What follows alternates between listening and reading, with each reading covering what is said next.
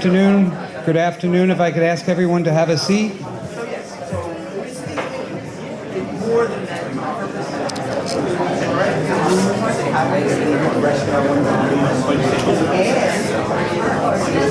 They did their own innovative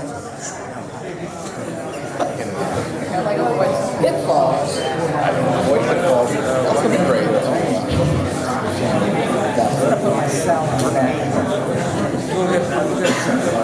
I never answered. Wow. That's all.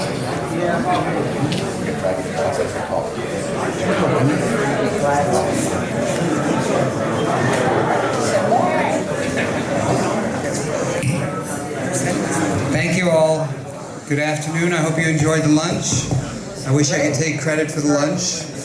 Speaking of credit, my name is Glenn Rink, and I've been given the pleasure of introducing the keynote speaker today. But before I do that, I think some credit should be given to someone here in the room who's really made this quite, well, more than one person, but especially Dominique Lukanoff, who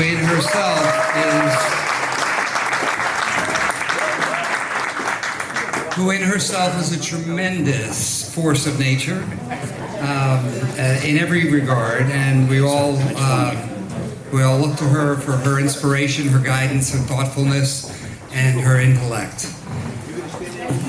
And humor. And to have her matched up with Wendy Neu, who, for all of you in this room who have had the pleasure and the honor of getting to know Wendy, that in itself is beyond belief. So to have them, both of them working together, working on the site with the rest of the amazing team that they have at Kearny Point, which is all throughout the room, is just, we're all lucky to even be here, and I especially feel fortunate to be here.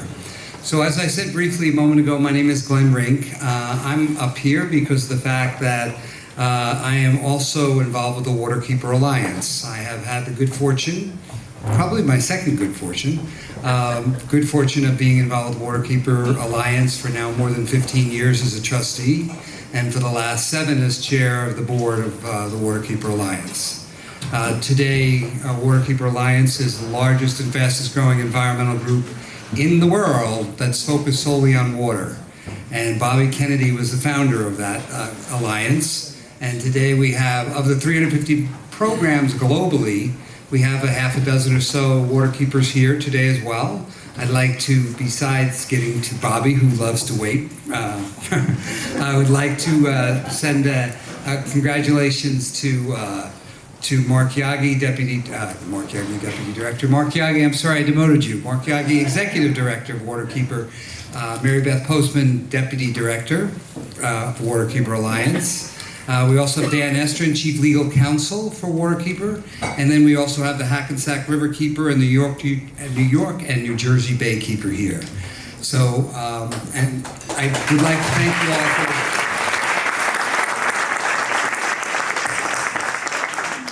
for joining us. The inspiration that comes from the member programs is also phenomenal. So I want to also say a quick thank you to the Mayor of Kearny for joining us. He's got a back issue today, but he's sitting through this, and we're thankful for that as well. With that, I'd like to, again, for the purpose that I'm here, is not so that you can continue to hear my voice, but to introduce a man that has been an inspiration to hundreds and hundreds of thousands of people for many, many years. His environmental, as an environmental attorney, as an activist, as a leader, as a man of passion, of also tremendous intellect.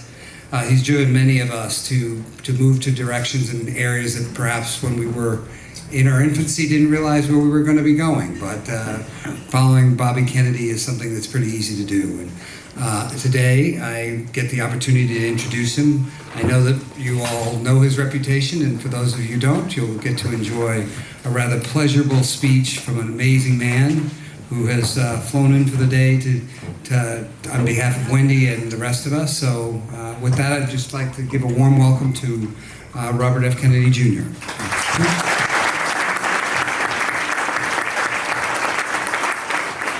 Thank you, Glenn. And thank you, Governor Glendening and Dominique, for those wonderful talks. And and Dr. What was his name? I don't see him. Yeah, but I knew almost nothing about biochar, and I'm very, very happy that I got to see your presentation. And sorry. I'm gonna just start by telling you a story that I wasn't gonna tell. But I see my friend Mark Eisman here, who I haven't seen in a long time, and he and I were for a long time colleagues at NRDC and worked in tandem when I was on Riverkeeper, and we worked on a project trying to save the New York City watershed, the finest drinking water in the world, and it's one that John Neu strongly supported us on. One of John's principal preoccupations throughout his life, he had several preoccupations. One, he believed in our country. He believed that democracy and justice were intertwined, and that environmental injury was ultimately about the subversion of democracy by large corporate entities with political clout who could steal the commons from the rest of us, and that the people who were disproportionately injured in that dynamic were the poorest members of our society. That environmental injury and pollution was theft, and that its principal victims were the poor. And Mark and I had a bunch of lawsuits at one point against the city of New York when Rudy Giuliani was mayor. Finally, he's going to go to prison where he belongs. Knowing this day was coming since then.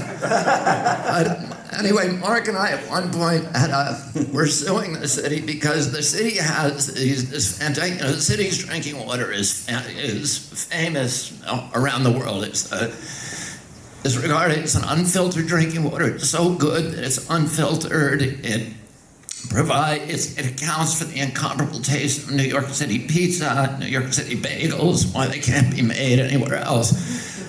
I mean, it's used by the Twinings Tea Company to test its teas. Anyhow, it was in danger. The west side of the Hudson, which is the Catskills, which provides about 80 to 90% of the supply, is very, very good water. On the east side is the Croton system. There's 180 sewage treatment plants going into a very, very small reservoir system. 30% of those were out of compliance with their permits. And we were suing a lot of those plants individually. We're also suing the city of New York to try to get them to clean up. But we had one Freedom of Information suit, the city of New York, saying, where is this water going? And they said, this was long before 9/11, a decade and a half, said that's national security. You can't have the maps. We wanted the distribution maps. We sued them, and on the steps of the courthouse, they finally gave us the distribution map. The map showed all the places that were getting the good Delaware water were light colored, and the places that were getting the bad water, the neighborhoods, were dark colored. And it was predictable. It was Harlem, the South Bronx, the Lower East Side, Hell's Kitchen, and on the Upper East Side, at the border of Harlem, it was all the dark water from the Croton. It was one little tiny, tiny white space in that big sea of darkness. We had to get a magnifying glass out to look, what the heck is this? And it was Gracie Mansion. So the mayor's house was getting the good water. And all the neighborhoods around him were getting the bad stuff. And, my first case as an environmental lawyer was representing the NAACP in a case where they were trying to build a highway up the west side of the Hudson, and they were going to punch through an Austin right through the oldest black neighborhood in the Hudson Valley. And they chose that neighborhood because the people there didn't have political clout. And that was the dynamic that I saw again and again. 4 out of every 5 toxic waste dumps in America is in a black neighborhood for that reason. The largest toxic waste dump in America is at Mele, Alabama, which is 85% black. Highest concentrations of toxic waste dumps in America is the south side of Chicago. The most contaminated zip code in California is East LA. Navajo youth have 1,000 times the rate of sexual organ cancer as other Americans because their reservations have become a dumping ground for radioactive uranium tailings. And on and on. But John was aware of these things, and Wendy, and extremely offended by them. And a lot of his life was about not just protecting the environment and animals and humanity, but also trying to redress the disproportionate injuries, which, Paris in his talk was addressing too, of the disparities in wealth, which ultimately end up in those dynamics.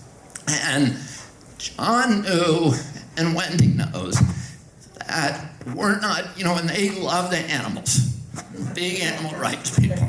And I saw some stuff that she won't even want me to tell you, the extreme she went through to protect individual animals. And it's one of the reasons we all love her. But they also understood we're not protecting the environment so much for the sake of the fishes and the birds, we're protecting it for our own sake. Because we recognize that nature is the infrastructure of our communities, and that if we want to meet our obligation as a generation, as a civilization, as a nation, which is to create communities for our children that provide them with the same opportunities for dignity and enrichment and prosperity and good health as the communities that our parents gave us, we've got to start by protecting our environmental infrastructure, the air we breathe, the water we drink, the wildlife, the fisheries, the public lands, the shared resource, what we call the commons or the commonwealth, or the public trust assets, those landscapes, the rivers, the beaches that connect us to our past, to our history, that provide context for our communities and that are the source, ultimately, of our values and our virtues and our character as a people. And one of the things that John really was different brand of environmentalist because he really believed in free market capitalism. He saw the market as an instrument for protecting the environment, and that inefficiencies in the market, that essentially pollution was market failure. It was somebody cheating the marketplace. And that ultimately, in a perfect world, under perfect rules, that the market would serve to protect the environment. And he was constantly, although he didn't have the power, and none of us do, to do that single-handedly, to rewrite the rules to make them work for sustainability.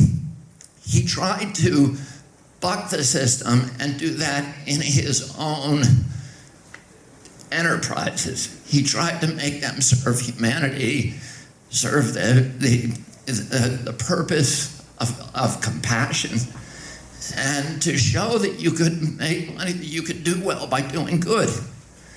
And he did that, and we worked together in Puerto Rico and all over the country to he built these huge enterprises, all based upon hiring people who are just out of prison and recycling things that nobody wanted to make sure, then turning them into valuable things. That was his whole life, and he was really an extraordinary character, and he was an American hero. One of the few really great ones that I met in my life, and I'm so grateful for Wendy for giving her life to continue that legacy. But he believed, he was so dismissive of this idea that you hear from the Koch brothers and the big polluters and their indentured servants in our political process in Trenton and Washington and Albany, and their toadies on Fox News. We have to choose between economic prosperity on the one hand and environmental protection on the other. That is a false choice. In 100% of the situation, and John knew this, good environmental policy is identical to good economic policy. If we want to measure our economy, and this is how we ought to be measuring it, based upon how it produces jobs and the dignity of jobs over the generations, over the long term, and how it preserves the value of the assets of our community. If, on the other hand, We want to do what the Koch brothers want us to do, which is to treat the planet as if it were a business in liquidation, convert our natural resources to cash as quickly as possible, have a few years of pollution-based prosperity. We can generate an instantaneous cash flow, the illusion of a prosperous economy, but our children are going to pay for our joyride. And they're going to pay for it with denuded landscapes and poor health and huge cleanup costs, the kind that Dominique was talking about, that's going to amplify over time and that they'll never be able to pay. Environmental injury is deficit spending. It's a way of loading the cost of our generation's prosperity onto the backs of our children. And one of the things that John did throughout his career is to constantly go around and confront this argument that an investment in our environment is a diminishment of our nation's wealth. It doesn't diminish our wealth. It's an investment in infrastructure. The same as investing in telecommunications and road construction is an investment we have to make if we're going to ensure the economic vitality of our generation and future generations.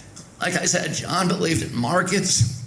He believed in markets were the principal engine for that could most efficiently restore environmental sustainability. And true free market capitalism promotes efficiency, and efficiency means the elimination of waste, and pollution is waste. A true free market would require us to properly value our natural resources, and it's the undervaluation of those resources that cause us to use them wastefully. In a true free market, you can't make yourself rich without making your neighbors rich and without enriching your community. What polluters do is they make themselves rich by making everybody else poor. They raise standards of living for themselves by lowering quality of life for the rest of us. And they do that by escaping the discipline of the free market. You show me a polluter, I'll show you a subsidy. I'll show you a fat cat using political clout to escape the discipline of the free market and force the public to pay his production costs. Now, in 2008, Lord David Putnam gave a speech before Parliament that I loved. And Lord Putnam is one of the great visionary leaders in your political leaders in Europe. He's also an incredible filmmaker. But he, at that time, he made Chariots of Fire and a bunch of other films. At the time, Parliament was debating a cap and trade system. At the same time, we were simultaneously debating the Waxman Markey Bill, which got killed by the oil lobby in the United States Senate. But it passed in England. In England, virtually everybody accepts the reality of global warming. They have not been subject, as we have, to a $250 million propaganda campaign by the carbon cronies to persuade us that it's a Chinese hoax. In England, everybody accepts it, and they understand that it's an urgency that the government needs to take a firm hand in addressing. And this was a way, cap and trade was an ingenious mechanism that was devised by the Chicago School and by the Republican Party to impose free market discipline onto the free discharge of carbon into our environment. So it was about rationalizing the market. But in England, everybody was kind of for it. There were vested interests in others who said, we can't act precipitously. We have to move incrementally. Because if we move too fast, it's going to disrupt the economy, and the economy will crater, and a lot of people will be injured. And Lord Putnam gave this speech at that time, where he reminded Parliament that 200 years before, the same body had debated the abolition of the slave trade. At that time in England, everybody wanted to get rid of slavery. They considered it a moral abomination. It was also, it put the lie to the whole rationale for the British Empire, that there was this kind of moral authority. So they knew they had to get rid of it. But they again said, we can't move too quickly, because it's 25% of our GNP came from the slave trade. And and it was the principal source of energy for the entire British Empire, free human labor. And they said, if we abolish it outright, the economy is going to collapse. But after a year of debate, Parliament made the moral choice and abolished slavery literally overnight. And instead of collapsing, the British economy exploded as thousands of entrepreneurs rushed into that space to create new forms of energy, mainly mechanical ones, in an era that we now know as the Industrial Revolution, which was the greatest epic in wealth creation in the history of mankind. And the abolition of the slave trade had exposed all of these hidden inefficiencies that were associated with free human labor. And today, we don't need to abolish carbon to understand that our deadly addiction to it is not only destroying the planet, but it is the principal drag on American capitalism and prosperity.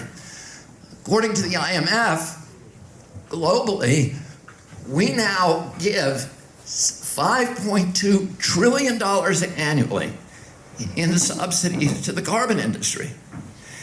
In this country, it's $649 billion. That's $100 billion more than we spend on the military. It's 20 times what we spend on education.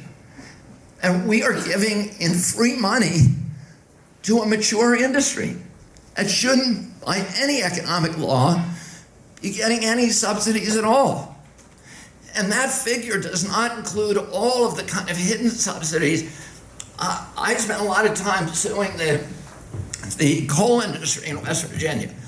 And I was there suing about, I don't know, maybe 12 years ago, and I had a 6-week jury trial. We won the biggest judgment in the history of the state, went back to argue the case in front of the West Virginia Supreme Court. And as we were leaving that argument, we were driving on a road in a limousine, probably the only limousine in West Virginia. We were driving on a road, and the road was as smooth as a skateboard park. And I said, I've spent a lot of time in West Virginia over my life. My family had this very strong relationship with West Virginia. As they got President Kennedy elected, and my whole family kind of moved to West Virginia during the campaign, and then my father went back repeatedly and took us back. And he used to always say, West Virginia is the richest state in the nation, if you look at the value of the coal beneath the ground. But it's the poorest state if you look at the wealth of its citizens. And this is called the carbon curse, which is carbon, whoever's got carbon, with one exception, which is Norway, is going to have a tyrannical, authoritarian government and huge gaps between rich and poor. And it's like clockwork. So all of that wealth is leaving the state, and it's going to Wall Street to enrich billionaires. And West Virginia has a lot of crappy roads. So I asked the driver, why does this road feel so good? And he said, there's 22 inches of asphalt on this road. There's 4 inches of asphalt on the New Jersey Turnpike. I knew why they needed, and each inch is millions of dollars per lane per mile. I knew why they needed 22 inches, because the coal trucks weigh 90,000 pounds, and they'll pulverize a less robust surface. The coal trucks are not paying for that coal road. You and I are. Federal highway dollars are.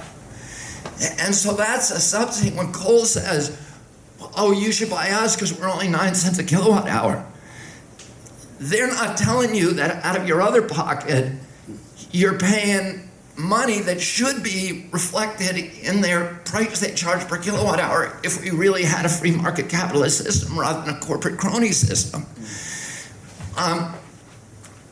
I take my kids camping in the Adirondack Mountains. 20% of the lakes in the Adirondacks are now sterilized from acid rain. That's the cost of burning coal, and virtually all the high altitude lakes from Georgia to northern Quebec in the Appalachian chain are sterilized. That's the cost of coal. This is our Purple Mountains majesty, that those lakes aren't producing life or economic vitality anymore. In West Virginia, They have cut down an area the size of the state of Delaware, leveled it. The 500 biggest mountains in West Virginia have been cut to the ground by the mining industry. This is the landscapes that, created Daniel Boone and David Crockett and Nat Starr and bluegrass music and all these, the heart of our country. And it's been leveled. And the overburden has been plowed into buried 1,200 miles of rivers and streams. That's part of the cost of coal that you don't see when you're paying 9 cents a kilowatt hour. We have FDA, according to FDA, every freshwater fish in America now has dangerous levels of mercury in its flesh. 1 out of every 6 American women has enough mercury in her core blood to to have her child, an unborn child, lose 4 points of IQ. That's the cost of coal. Nobody tells you about. Ozone and particulates kill 88,000 Americans prematurely every year. Cost 6 million. Asthma attacks cost about $360 billion annually to our healthcare system. That's another cost of coal, and you can go on and on with this. Those are some of the subsidies to this industry that have kept that industry alive and competing on the marketplace. And that's the hill, the Mount Everest. Renewable energy has to climb. The direct subsidies to renewable energy, by the way, globally, are 1/6 as a direct subsidies that coal and oil get. This is socialism for the rich and capitalism for, renewables. And Avery Lovins showed me this picture, these 2 pictures a couple of years ago, and they're these wonderful pictures, and one of them is a picture of New York City looking up Park Avenue on Easter Sunday, 1903. And the street is filled. There are about 100 horse and buggies visible, and 1 Model T Ford. And he has another photo taken from the exact same vantage point 7 years later, in 1910, on Easter Sunday. And in this one, there's 100 horse and buggies, 100 Model T Fords and 1 horse and buggy. And the horse and buggy makers never saw it coming. What happened? What happened was, the only thing that happened was that Henry Ford figured out a way to lower the cost of Model Ts 67% over a 10-year period. That's all. Well, in the last 5 years, we've dropped the price of solar by 80%. And the 5 years before that, we dropped it by 80% again. So last year, I'm gonna pull out these notes because I took these down this morning because I wanted to tell you accurately what's happening. These are the global price of every form of energy, every major form of utility power. You can look these up. They're on Bloomberg Energy, which is the most accurate. Bloomberg Energy tracks every energy transaction on the globe, large-scale energy transaction on the globe. And these are the average prices over the past 12 months. And these are levelized costs, which is the best way to gauge the cost of power. Levelized cost means you take into consideration the capital costs of building the plant, the interest on those capital costs, the operation and maintenance costs of the plant, and the fuel costs. And the price of nuke today is $217 per megawatt hour. The price of new coal, $112. So it's less than half the price of nuke. The cost of natural gas, combined cycle cooling, combined cycle turbine is 57. So it is less than half the cost of coal. The cost of utility of wind is 42. So that's 2/3 the cost of gas. And the cost of utility scale solar is $26. So that's about 1/10 the cost of nuke and half the cost, or 1/4 the cost of coal. Unsubsidized, that's in this country. In Chile and Mexico, which are completely unsubsidized, wind is 17 and solar 17. So that's 1/10 the cost of coal. So, we could make energy burning prime rib if we wanted. But if you want to listen to the markets, you're going to use the cheapest form of energy. And by the way, storage is an additional $5 for that. That's according to the most recent Excel bids from Colorado. And incidentally, speaking of Excel, last year, because of this drop in wind and solar, 63% of the new generation created on the planet was wind and solar.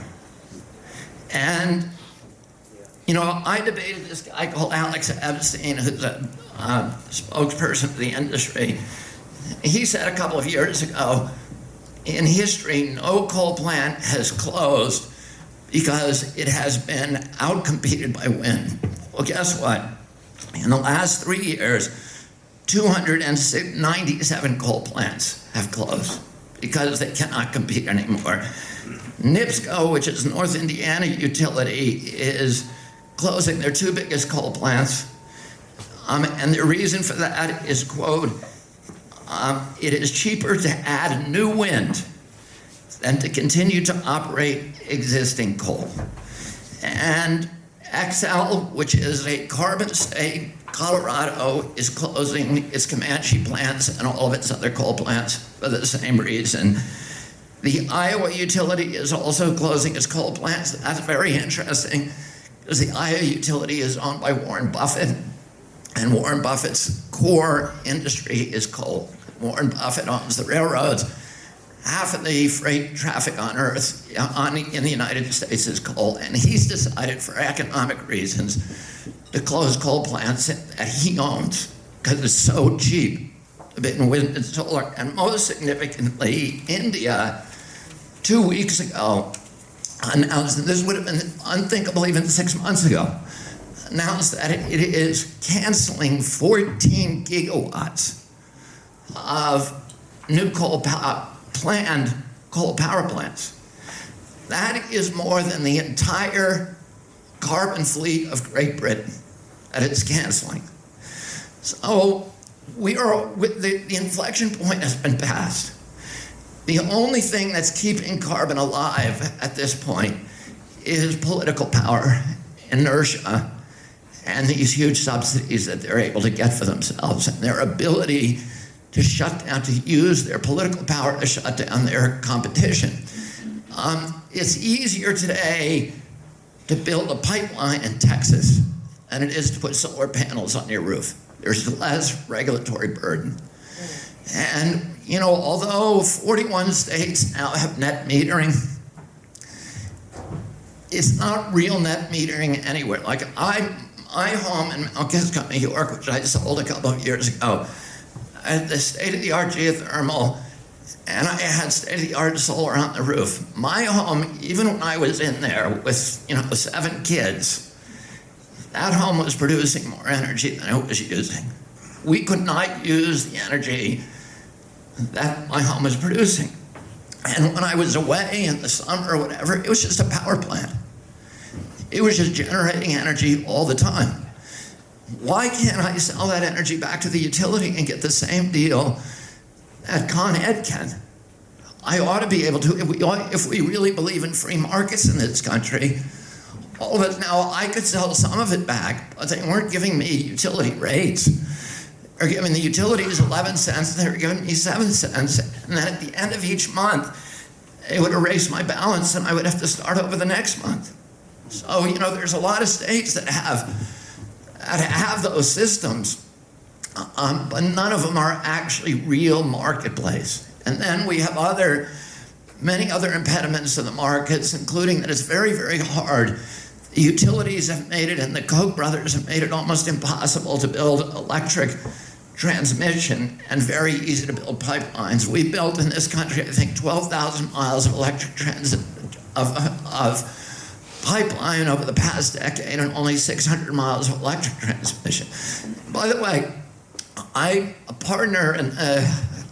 became a partner about 15 years ago in the biggest green tech company in the world. So my company and I, in particular, played a key role in getting the 79th Street transmission line built. We built the biggest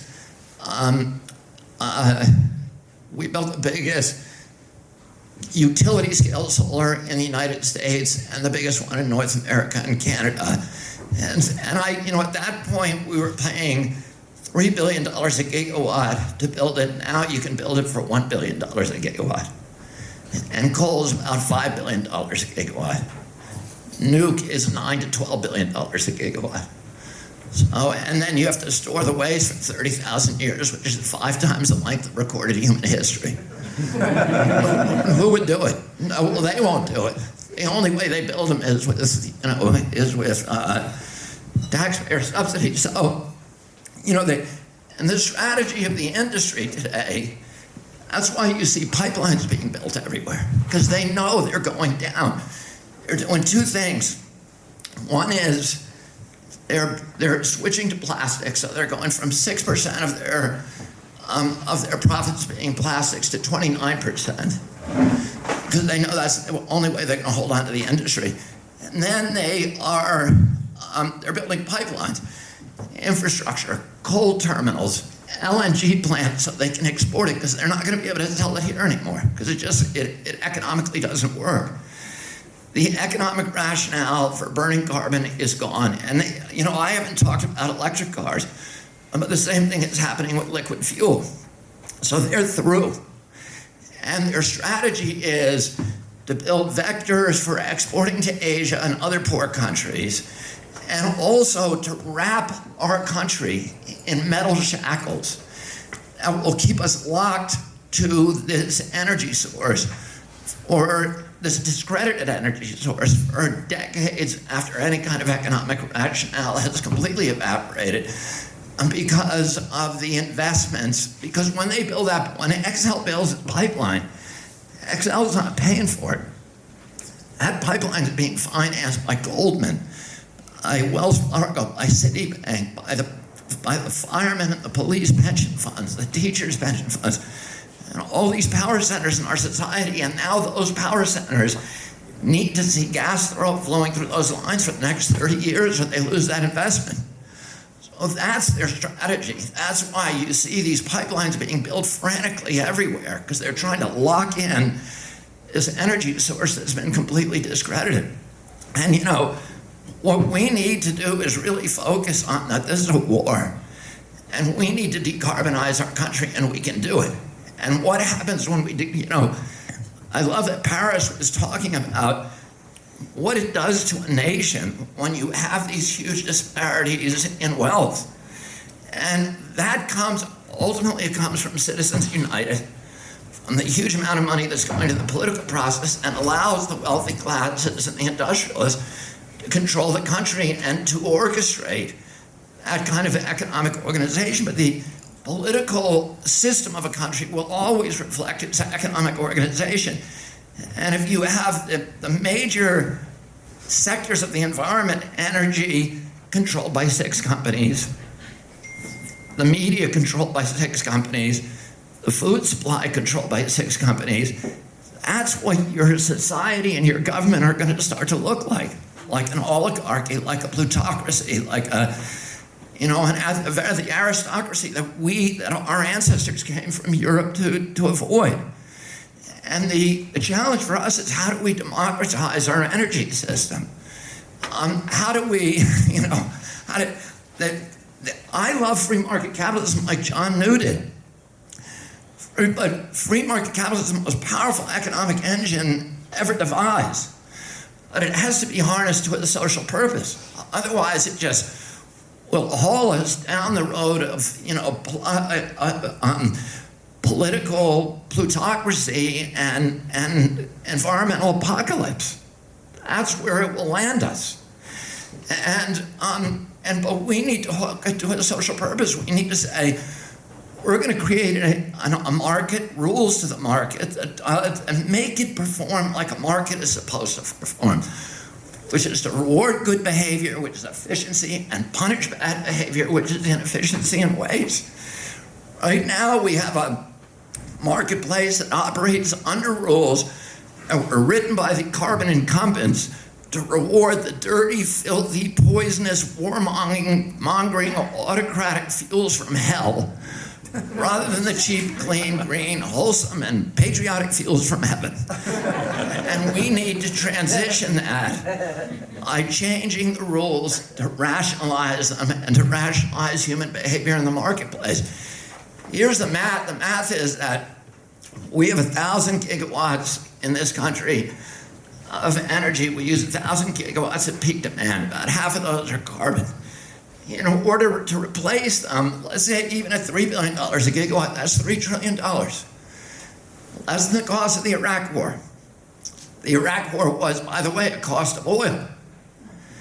And then what happens? What happens? Then we have free energy forever. Because when you build that, let's call it $3 billion a gigawatt solar plant, now the energy is coming from the sun. The photons are coming from the sun every day for free. All we have to do is erect the infrastructure that can harvest them, put them into the lines. When you buy that oil, the coal, now you have to, for $5 billion, now your big costs start, because that's your fuel cost. You got to go cut down the Appalachian, bury the river, poison every freshwater fish in America. Cause 6 million heart attacks, kill 88,000 people a year. And, poison the lakes in the Adirondacks and do all that other stuff. Those are the big costs that happen. When you buy the oil, now you got to go to Saudi Arabia, punch holes in the ground, bring up the oil, refine it expensively, genuflect to the sheiks who despise democracy and are hated by their own people, and who cut up their enemies with bone saws. And and who don't let women drive cars or put them in jail, and behead people every week in Riyadh, in a public parking lot, and then you bring it across, and then get in periodic wars to defend their pipelines, and you bring it across the Atlantic with a military escort that, guess what, Exxon doesn't pay for, you and I do. Spill it all over the Gulf, spill it all over Valdez, burn the oil, and poison everybody in the country. That's the true cause of carbon fuel. When you build the solar and wind plant, it's free energy forever. You build it and that's it. That's the cost. And it's free energy forever. It's the biggest permanent tax break that you could give to the people of the United States. And we don't have to get into wars anymore. You don't have to spend $300 million a year protecting an oil pipeline in the Gulf because it's meaningless to us. We don't need it. And we have a country that is humane, and guess what? It democratizes us. It turns every American into an energy entrepreneur, every home into a power plant, and allows us to power our country based upon American ingenuity, what Franklin Roosevelt would call America's industrial genius, rather than Appalachian coal or Bakken crude, gas, or Saudi oil. I want to say one other thing, because I mentioned this at war. Well, we transitioned once before from this isn't about educating people and making them realize that global warming is real. It's not going to happen that way. It's going to happen from people like you realizing we are in a war. And we're in a war with the incumbents, with the carbon incumbents, who will do anything they can. They will lie, they will cheat, they will steal, they will destroy this country, rather than letting go of their vested interest in the source of oil, a source of energy. And the last time this happened was in 1860, when the incumbents of an energy system which was human slavery, said, we know it's bad, but we're going to hold on to it. And we are willing to put this, to tear the country in two, to destroy the United States of America, to kill 669,000 Americans, turn brother against brother, father against son, and to do whatever we need to do. We are not letting go of this system. And the stakes in oil are 10 times as big as anything that the slaveholders had during slavery. And they're using the same kind of demagoguery to create cultural wars and tribalism. And it's all designed to support this antiquated, discredited form of energy, burning rocks from the ground, you know? And that's what we're up against. And we need to realize that the good news is the solution is right in front of us, and it's going to happen no matter what, because it's cheaper. And we are going to win. The question is, are we going to win fast enough to save the things that we really care about, that we want to give to our children? And that's our job, to make sure that happens. And Wendy, thank you for your contributions and for giving your life to make sure that this happens. Thank you very much.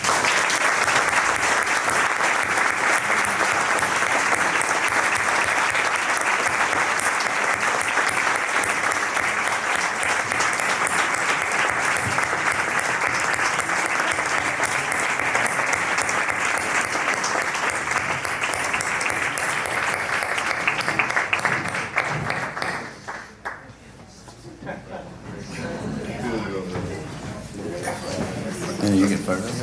I was too.